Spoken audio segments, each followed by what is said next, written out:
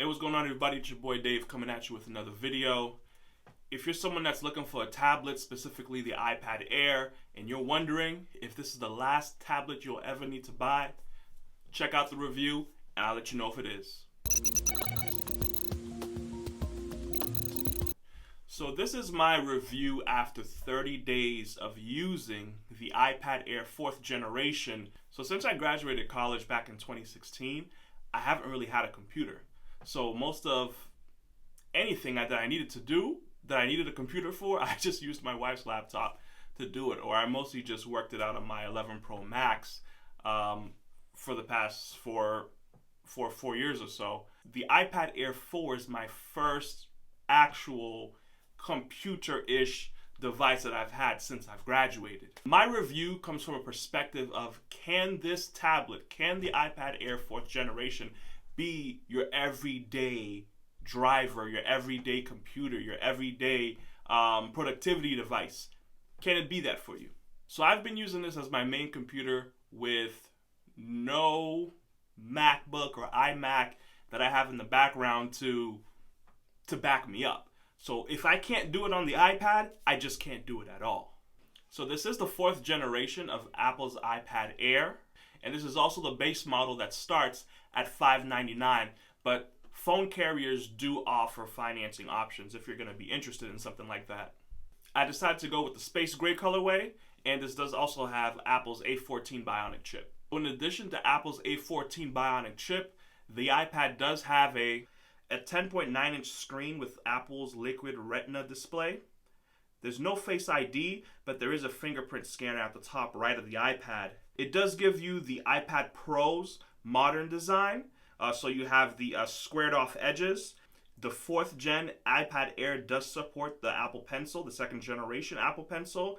You have USB-C for charging and data transfers at about 5 gigabits per second. So chances are everything that I just said probably meant absolutely nothing to you. So let me make it a little bit more practical for this review. So for my use case, I actually run my entire YouTube channel off of my iPad. I check my statistics, I edit my videos, I create the thumbnails, I manage my files, I manage all my clips, even I manage the storage on my Google Drive as well.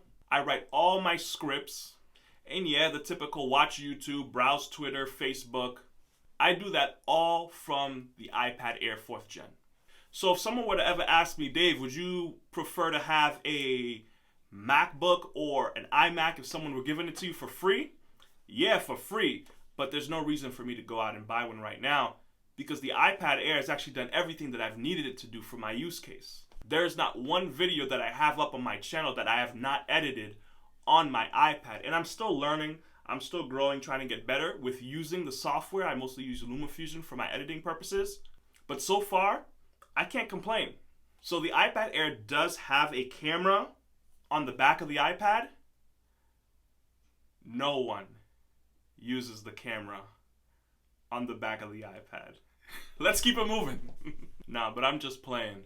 This does have a 12.8 megapixel wide camera on the back with a f1.8 aperture. And it also records video at 4K 1080p at 30 and 60 frames per second. So there's a whole lot that you can do with the cameras on the iPad, like slow motion. It has a whole bunch of stability.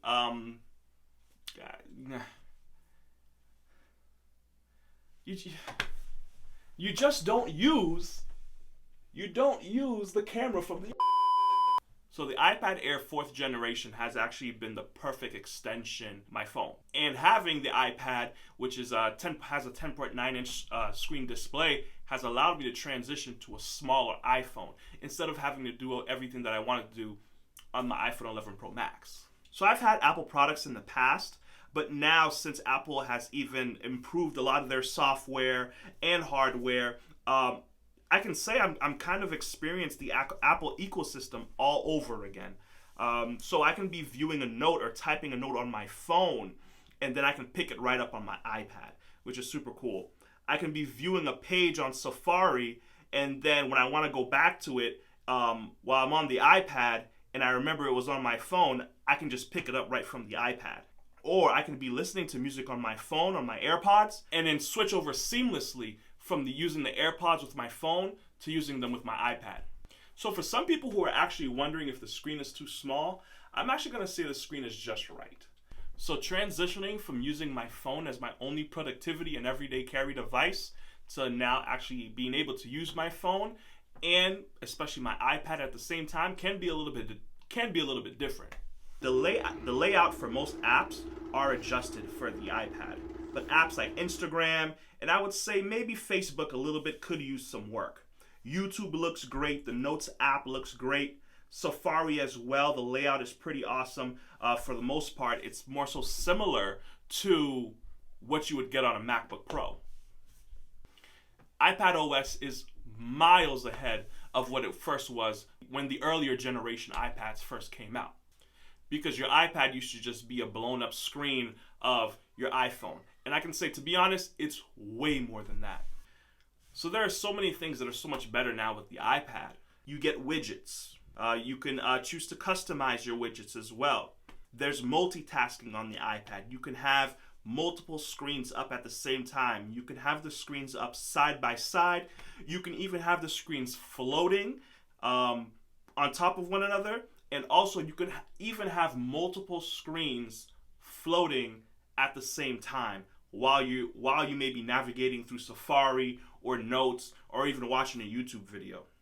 And there's one question I really want to see if I can answer for you today is, do you need the Apple Pencil? So there is a magnetic dock here for the Apple Pencil. Yeah. So you can use the the second generation Apple Pencil with your iPad Air. So the functionality of the Apple Pencil has improved vastly. They've lowered the latency down to 9 milliseconds to a point where you do not see any lag when you're writing on the iPad screen. Now, do you need the Apple Pencil? Listen, I'm not going to beat around the bush. If you want the Apple Pencil, get it. If you don't think you want it, then don't get it. But there are some pros to having the Apple Pencil. So when I'm editing my videos on my iPad, the Apple Pencil does feel like a little bit of a precision tool. It's better than using my finger. It's like an extended finger with a very, well, I'm not going to call it a sharp point, but it's an extended finger with a pointer.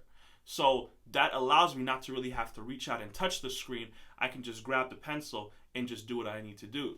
But to be honest, anything that has to do with drawing and coloring, those use cases, for those use cases, my kids use my Apple Pencil more than me. But if you're someone who's kind of on the borderline about getting the Apple Pencil with the iPad Air, I would say get the Apple Pencil. Because there is a part of having the iPad, and not having the pencil, it's going to make you feel like something is missing from the package of the iPad and from the experience of the iPad. But if it's like a super serious decision, don't bother wasting your money. But if you got it, go right ahead. But here's where I would say the Apple Pencil is a must. If you are taking any type of a physics class, a chemistry class, an organic chemistry, which I actually used to tutor, if you're taking a class that requires a lot of handwritten notes, a lot of calculations, a lot of working out problems on paper, showing your work, that's the best use case scenario where I would say the Apple Pencil is a must for students. If I had to go MacBook Pro or iPad,